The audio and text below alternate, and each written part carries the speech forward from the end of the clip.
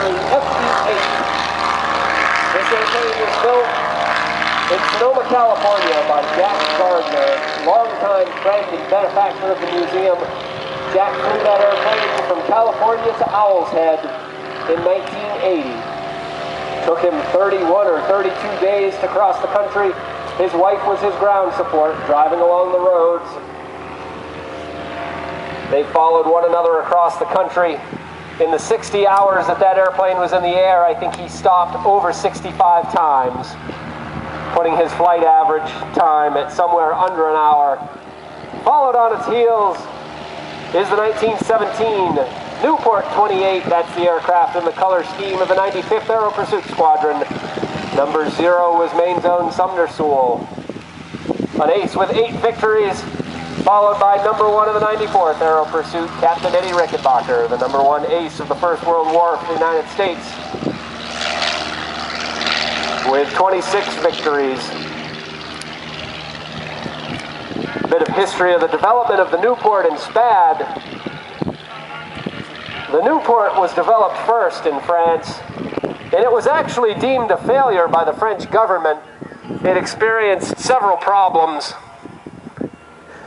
most notably the fact that during high-speed maneuvers, all of the fabric on the upper wing of the Newport tended to shed clean off the airplane.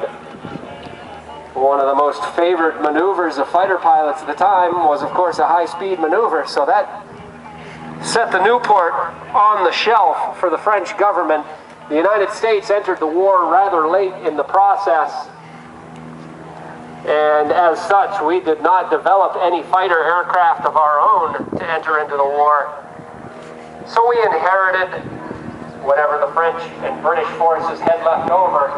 You can probably figure where this story is going. The American pilots inherited the Newport as one of their early airplanes to utilize. However, the wing problems had been remedied. They no longer shed their wing fabric. And the Newport went on to be a very favored airplane. It was powered originally by one of these known rotary engines that we see out here on the test stand. That black behemoth that's sitting front and center on the flight line.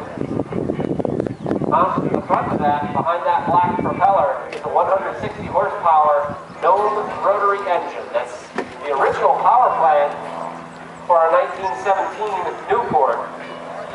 Hopefully they're going to run that rotary engine for us a little bit later today. It's one of my favorite things to see here at the museum because it gives you an unobstructed view of the workings of a rotary engine. The most notable feature of these type engines, just as fast as the propeller spins, the engine spins with it. We call it a rotary engine because that engine rotates while it's in operation.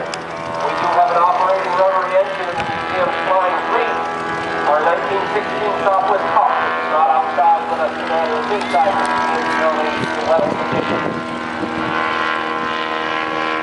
The 1916 Southwest Pup is a reproduction airplane powered by an authentic World War I vintage Marone rotary engine. I see cameras pointing to the air. It looks like our pilots are trying to form up together. They'll probably give us one more pass.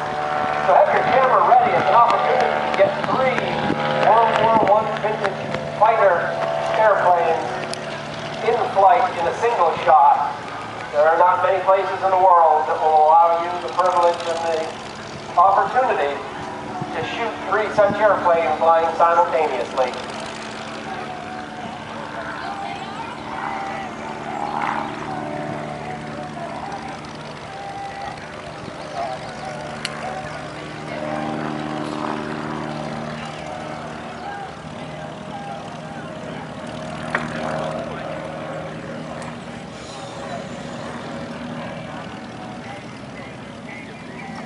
Now, ladies and gentlemen, those of you out on the pavement on the exhibition grounds, I would like to alert you that we have a large number of motorcycles entering the field right now, so just keep your eyes and ears open for a few moments. This is part of a fundraising ride known as Elaine's Ride. They're going to be coming around the oval here and parking in that cone off area.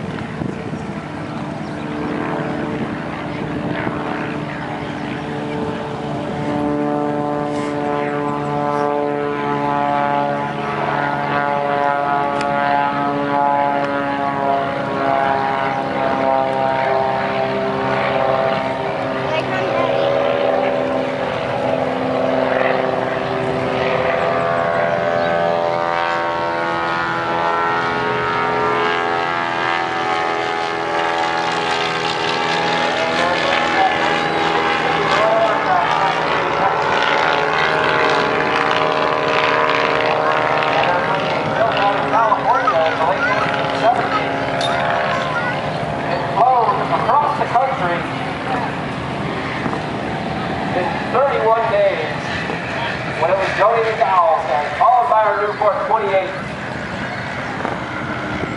And bringing up the rear will be our 1917 Bad 13. This Bad 13 was powered by virtually the same engine that we see featured in our 1918 standard J1, this big green biplane down on the ground. That's a instead of the engine, the one featured in our standard is the 160 horse. They were produced in 150, 200, and 220 horsepower throttle. And it was the 320 horse that powered the CAD 13 flying overhead. All three of the aircraft flying at the moment are reproduction airplanes built in the 1970s.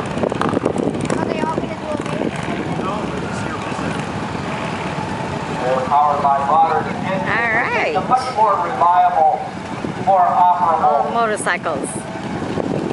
However, in appearance and performance, they are very close to their original predecessors.